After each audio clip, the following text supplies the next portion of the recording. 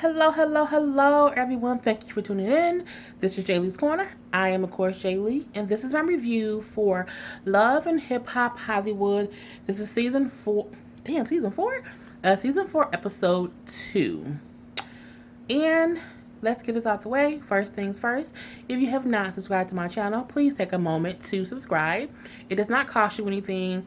When you subscribe, you just hit the subscribe button, and it just lets you know when I have new videos up, new reviews for different shows, and things like that.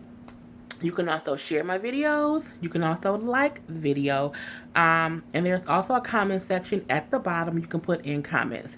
The one rule for the comment section is please be respectful. Respectful to me as well as respectful to anyone else who is making comments. Please and thank you. So let's just get started. We see today's episode start off with it's Safaree, A1, and Ray J all sitting around having dinner. Not well, having drinks or just chilling or whatever. Now, see, last week when I said that it was a couple of the guys sitting together, I can't remember which guys it was. Oh, it was Booby, Fizz, and one I think Safaree. And I said how their meeting kind of felt organic. It felt real. It didn't feel forced. This conversation between A1, Safaree, and Ray J, I was like, okay, this is straight up planned. Like they knew what they were going there to talk about, and that was the whole thing. Not saying I didn't like the scene, but it just to me didn't feel as organic as it could have. Ray J, of course, is talking about how he's happily married now with Princess, and he's ready to make money and make babies. But unfortunately, they haven't gotten pregnant yet, even though they're trying. A1, who's also married to Lyrica, is saying how they want babies eventually, but Lyrica don't want babies just yet. So him and his wife is still using condoms. Me and my coworker, Shannon, just had this conversation. I think last week. Yeah, last week. We were talking about when you get married, the best thing about being married is you can have unprotected sex. Like, who wants to get married and use condoms? I was like, he used condoms with his wife. I just feel like if y'all don't want kids, yes, you should wear condoms. But at the same time, isn't there anything else that y'all can do? Maybe birth control pills and different things. Me personally, even though I don't want kids, if I was married, me and my husband still would not be using condoms. It would be something else that we would have to do because, sex without condoms is great. I don't know how else to say that. Sorry, mom. But yeah, but I was surprised to hear that. And even Ray J and Safaree was like, y'all still use condoms. What the fuck? But he was like, yeah, because she doesn't want children. So they all start joking about that or whatnot. Safaree then jokes and say, if he touch himself and something on his hand and he touch a female, he gonna get her pregnant. I'm like, well, first of all, that's disgusting. So Ray starts thinking to himself, it could be a reason why him and Princess are trying and not getting pregnant. It could be a sperm, which that is true for a lot of people. So he suggests they all, as friends, go get their sperm counted. And I'm like, that's weird to go with your. But I guess when you cool with somebody, y'all all can go. It ain't gay or nothing like that. It ain't that. But still, I was like, okay, go get your sperm your sperm counted. And then Ray was like, all right, we're gonna have like a bet. Whoever I bet my sperm count higher than y'all, and they like, no, my sperm count higher. Blah blah blah blah blah. And he then says whoever has the lowest sperm count has to do a song with Hazel E. Because of course don't nobody want to do a song with Hazel E. That's just the worst. So that was what the loser would get. So yeah. Next we see Booby in a pool working on his knee. Booby used to play basketball for at least the Cleveland Cavaliers, the last that I can remember. But I guess he had a knee injury, as he said he was playing ball with some friends and he hurt his knee. So he's trying to rehab his knee so that he can hopefully play overseas. Which, okay, I get it, Booby. And when he get out the pool, who do we see him walking up to and who hold a towel? Brooke Valentine's girl fight ass. So I'm like, what the fuck is going on here? And then she's like, well, no, it's not what you think. Me and Booby go back, way, way back. We've been friends for a long time. And it's nothing more than that. Okay. Um. So they're sitting around talking or whatever. He's saying like, yeah, I'm trying to rehab my knee, thinking about going overseas and playing. And she's like, you not gonna leave me, is you? And she rubbed his arm. That ain't friendly. I don't rub my friend's arms like that. No sir, no ma'am, no I don't. But everybody different. But she was saying that more to the effect of he's been trying to do his whole music thing, and I guess they've been trying to make music together. So she didn't want him to leave her musically, whatever. But as they're talking, she's telling him, I found out Marcus was married. He's pissed me off, so we, on the outs right now, and things like that. And then Booby, his little confession was like, well, he been kind of basically feeding her bullshit or just telling her what she wanted to hear for so long.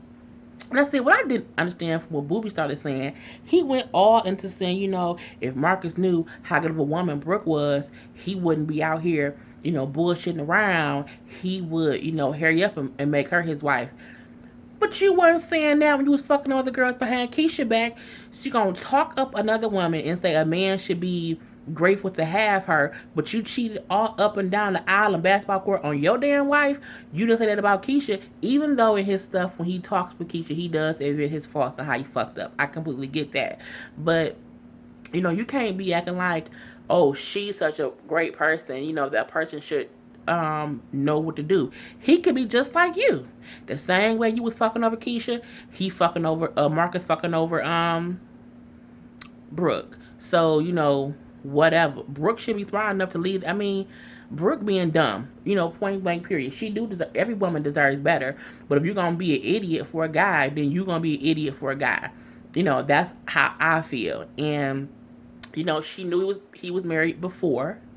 Um, and then once you found out that he wasn't legally married, you should just be like, you know what, I'm done. But she ain't done. She ain't done by a long shot. And I was also wondering because Booby was like, yeah, I know people she's dated. I've known guys she's married. I mean, how many times has she been married? And how many guys has she dated? What her coochie done been through? I mean, is her coochie got miles on it? I'm just wondering. I mean, Booby said it as if he knew, a plethora. A few of a couple of thousands or whatever. I mean, my thing, I would say something like, yeah, I knew a guy or two she dated. I knew a guy she married. He said it in like the plural form. So I'm looking like you just made Brooke seem like she been ran through. So yeah, but I still was like, really, nigga, you up here just boasting about her, but your wife, cause you still married to Keisha, you fucked her over the same way. So whatever. So yeah, she was saying how they only friends or whatever. So that whole it was just them talking. Whatever next.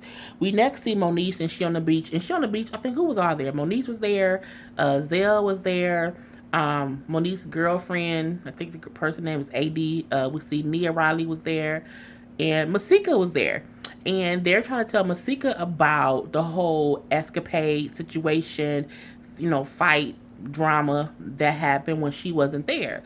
So while Zell is trying to talk about it, and the minute he bring up Alexa's name, Masika ass get up was like, I ain't giving her no camera time. I ain't talking about this. I'm not, y'all can talk about that. I'm not gonna be involved in this.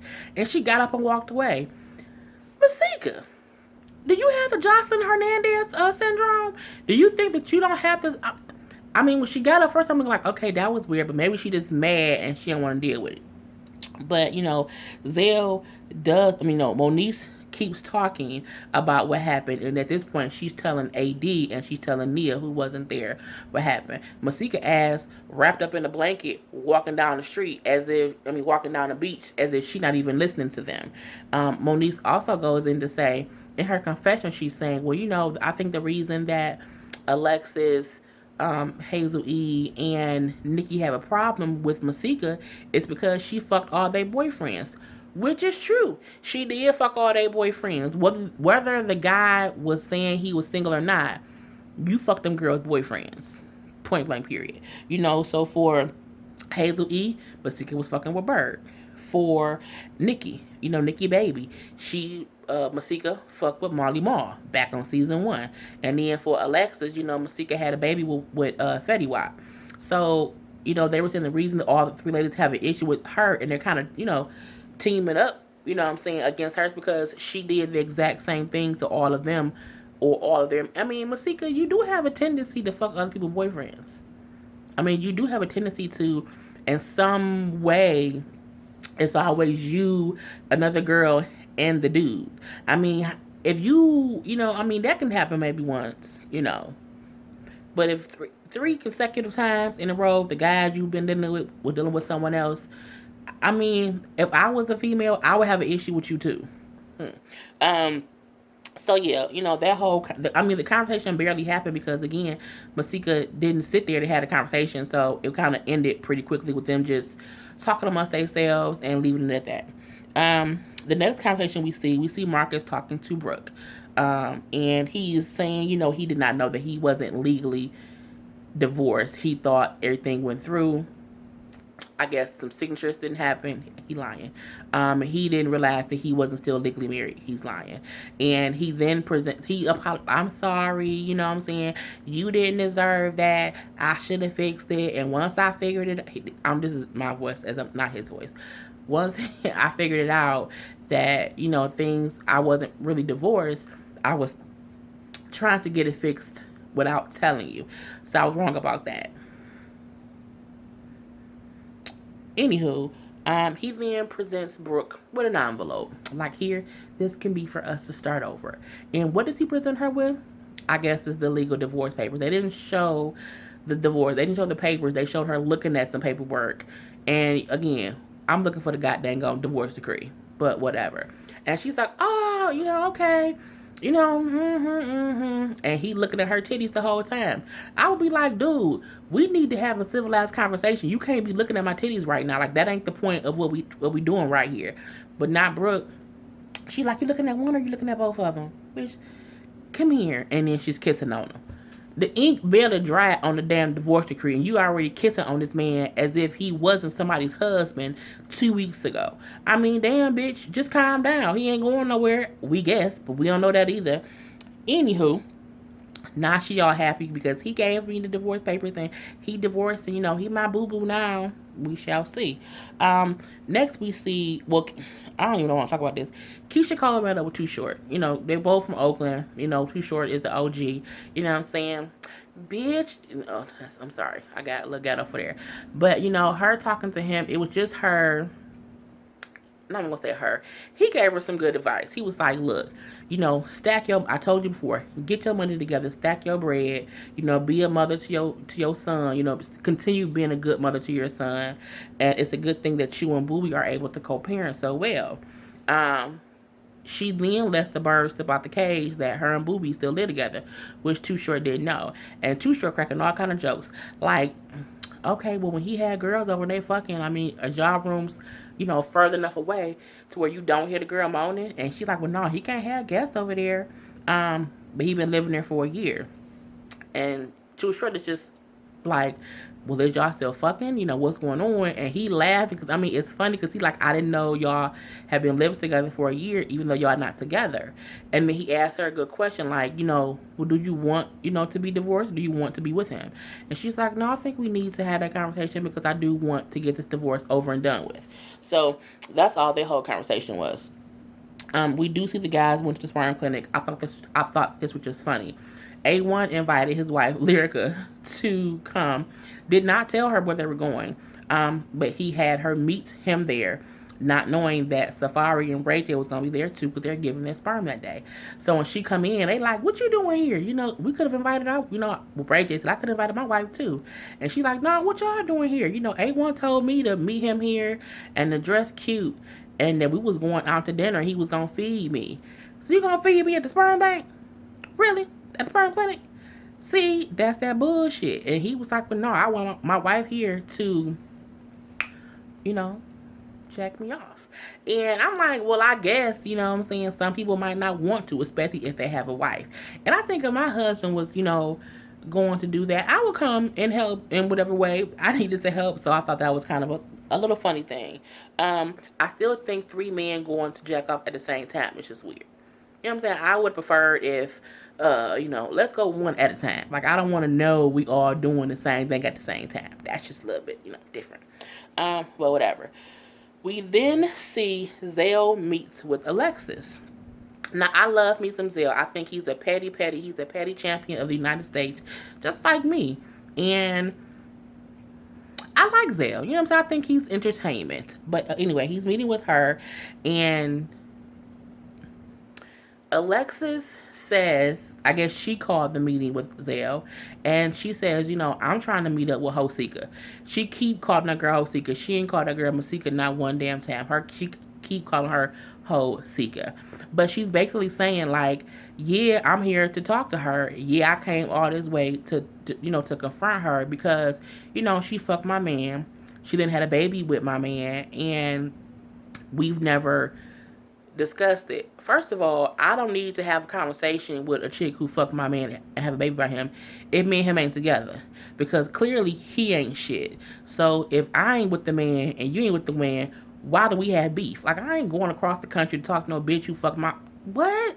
I mean, she sounds stupid, but at the same time, I guess she needs closure. She says, she's telling Zelle, like, I've been trying to talk to her. She won't talk to me. She be popping off on social media, but when I, pull up on her, she ain't never around. She keep ducking and dodging me. I'm thinking that she's scared of me. She says how she was not a side bitch, how she was his main girlfriend and he cheated and Masika got pregnant. And she's like, but Masika tried to make it seem as if Alexis was the sad bitch. And she like, that ain't the case. And every time I try to confront her, she running. So, Zelle does agree to, talk to Masika to try to get them to have some kind of conversation because he didn't know that Masika was avoiding the girl. I guess he was thinking they had beef or whatever, and the girl was stalking her. She's like, no, she won't even, she keep running, but she talking mad shit on social media. I don't like people who talk mad shit on social media and say stuff like, pull up on me, bitch, and then I pull up and you pull off. You know what I'm saying? Pull up, pull off, that ain't how it works. Either talk your stuff and back your stuff up or just be quiet. But you can't do both. You can't talk shit and then hide. That ain't what you're supposed to do.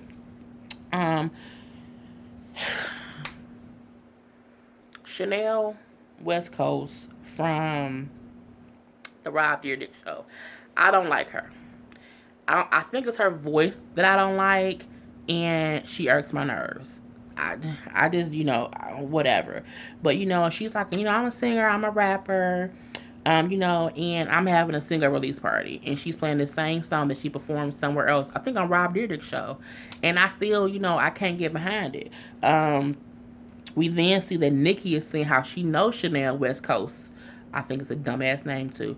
But how she know her because her brother took the girl to junior prom, so they go way back. I hate when they try to connect the cast mates to old shit and make up stuff. Girl, bye. But she's like, yeah, because I know her, from way back, you know what I'm saying? That's my bitch. And I'll do whatever I can to help my bitch, you know what I'm saying? If she wants to be in the music industry. I need Nikki Made by Mattel ass to go sit down somewhere. I mean, you not no producer and you not even in the music biz, so what can you do to help? But whatever, I'm not even gonna go there. So to me, Chanel is a whack rapper. I do not like her as a rapper, and I don't. I think she's trying hard to be a rapper, and for me it comes off fake, and I just don't like it. Like, I like Iggy Azalea. You know what I'm saying? It's not even that she's white. I like Eminem. I like the Beastie Boys. I like anybody who seems authentic in what they're doing. And something about Chanel West Coast seems fake. I don't know what it is. I don't like it. I didn't like her when I didn't know she was a rapper. I didn't like her on Rob Dyrdek's show. It's just, her last scene, I don't know. It's just something about it. Maybe she'll change my mind. I doubt it. But yeah, whatever. Oh, but then she also was talking about how, people don't want to take me serious because I'm a rapper. And, they don't realize I had it real hard. Like, I had to struggle. It was times I couldn't even afford food. Bitch, so you mean to tell me that in order, the criteria to be a rapper is you got to be broke? Like, because you were broke like anybody else who was black, white, or indifferent, or Mexican, or Asian, or Vietnamese, or whatever, because you had to struggle, you can be a rapper. So you mean tell me if you didn't have to struggle, you couldn't be a rapper? I mean, she just irks my nerves. So anyway, we see that Rich old fake girlfriend, Rich Dollars from the New York cast. His old fake girlfriend is on this season too, which is weird to me because when Rich was on the New York season, but New York cast, and he was kicking it with Moniece. Him and Moniece then broke up, and he was dealing with his new girl Jade. And him and Jade broke up because Moniece came to New York and acted a fucking fool. Now the Jade bitch is in L.A. and she hanging out with people, and her and Moniece gonna cross paths eventually. I'm already tired of this bullshit. But yeah, she's there, and we come to find out that she is the paralegal who helped Marcus complete his paperwork to divorce his wife to be with Jade. What we also find out is Jade is also the paralegal that Marcus is fucking. And as Jade says, I helped Marcus get a divorce so that me and him can be together. Okay. It was just a bunch of bullshit for me. I mean, I'm that Lyrica was there, and Lyrica, was cool with Brooke. So she taking in all the information. She gonna take it back to Lyrica. But I'm like, is it not that? I mean, that's why I'd rather be single. Boy, Jesus. So anyway, next we see Keisha and Booby have a conversation. Basically, Keisha just let him know, hey, we need to move forward with this divorce. It's about time, that it happens. We just have to get it done. Booby, you know what? Booby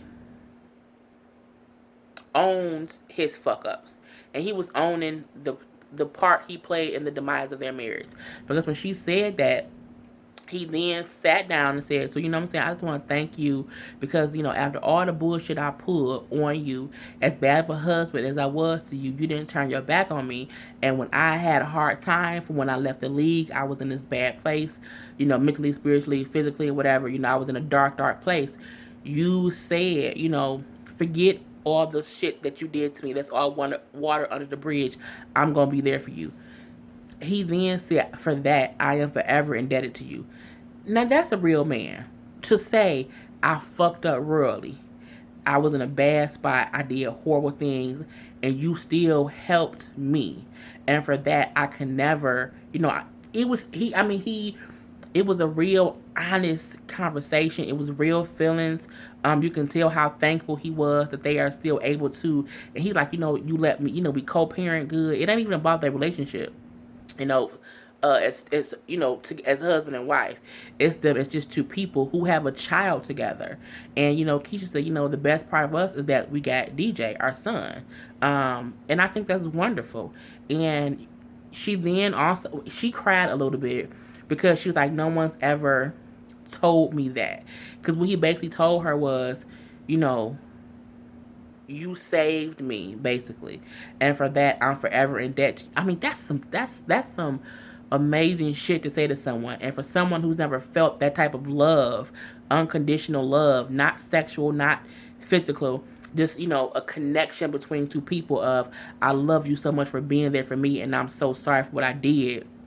She was crying. Not like boohoo tears, but tears came down, whatever. And she then also mentioned, well, you got to move out too. And he's like what, like tomorrow? And she was like, well, no, gradual, but I don't want to get, she didn't want to get their son used to them being in the same household.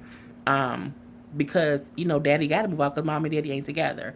And he's like, all right. And she's like, you can't drag your feet. I'm like, all right, I won't drag my feet. So I think that was good too, how they were able to have that moment. And I think they'll be better off in the end of it. What else? We see Nikki introduces Chanel to Safari. That's who she wants to help Chanel become a better rapper. I really didn't care about it. He asked her to do a little freestyle about some bread. She couldn't do it. He then rapped about the bread, did a little quick freestyle. It was cool for what it was. But I'm over that whole scene. Next, we see Lyrica when she tells Brooke that, her Lyrica, Nia, and Brooke, Nia, and Lyrica are at like a dance class or something. Why everybody be a dance class when they tell people stuff? And, Lyrica lets her know. Because Brooke's like, well, yeah, he got divorced. We good now. Everything's okay. And Brooke's like, and Lyrica's like, No, no. And she just says that now I was at the party for Chanel West Coast and Nikki was there and a girl named Jay was there. And she basically said that she was the paralegal and she was fucking with Marcus and that she helped him get a divorce so that they can be together. And Brooke's like, what? I can't believe this and blah, blah, blah, blah, blah, blah, blah. Nia then says, oh, well, I think Chanel is having a party, and if Jade is her best friend, we know she's going to be there, so we should just go there because Brooke wants to talk to the girl Jade before she talks to Marcus. Again, I didn't care. Um, so yeah, that's gonna be the next thing. We then see the results of the sperm test. Dun, dun, dun, dun. First of all, why did Ray J go into the goddamn sperm bank place with a big ass bread double bag? Like, why was you? What was you carrying? Like, was you trying to carry your sperm home? Like, was you trying to take the sperm with you? I don't understand that. So yeah, but we see that A1 has the highest sperm count. Yes, A1 had 75 million. That was his number. Safari came in second. He had 43 million. I'm like, damn, million? That's a lot of goddamn sperm. Lord Jesus. Ray J lost. And he lost by a lot. Ray J's sperm count was at 9 million. I mean, maybe it's because he was fucking Kim Kardashian all them years and he wasted all the sperm on her. Anyhow, so yeah, Ray J has to do a track with Hazel E. So yeah, that's what it is. Um, Last scene is Masika meeting with Zell because Zell said he was going to try to get Masika to have a conversation with Alexis. So we see Zell walk up, and what is Masika wearing? What the fuck was Masika wearing? Masika was in like a nude bodysuit, and even though she has a nice shape, that bodysuit still did not look right on her. And it's the thing of when people can have a nice shape, you can have a fucked up shape, but you still should like dress for how you can't. I mean, it did not look flattering. I mean, I think a nude bodysuit on anyone isn't flattering if you don't have something with it. But I mean, it was just a nude bodysuit. Okay. So, Zell walked in and he's trying to talk to her and she's like, well, I already know there's gonna be something.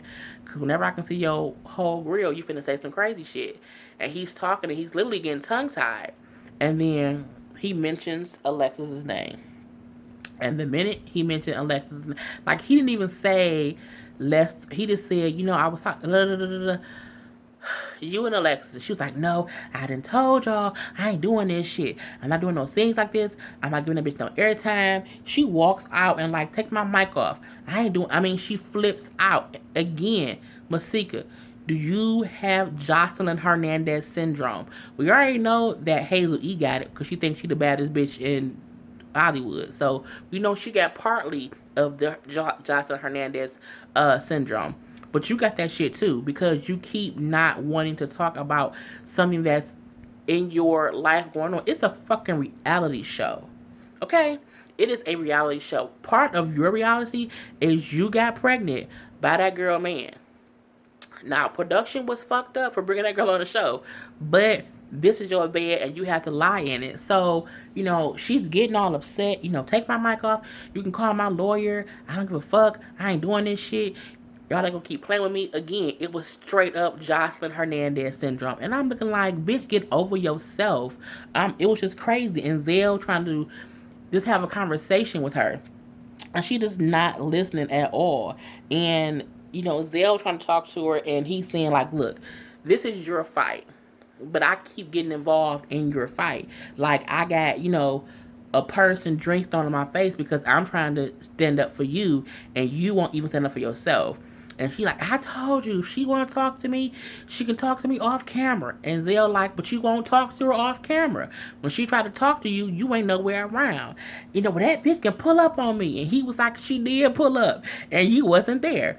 So it do seem as if Masika is purposely dodging that girl because when she not coming to certain scenes when she think the girl gonna be there. And then if she get to a scene and they talking about the girl, she wants to leave. Like, I get she don't want to get her no airtime, but at the same time, you don't have nothing else to talk about.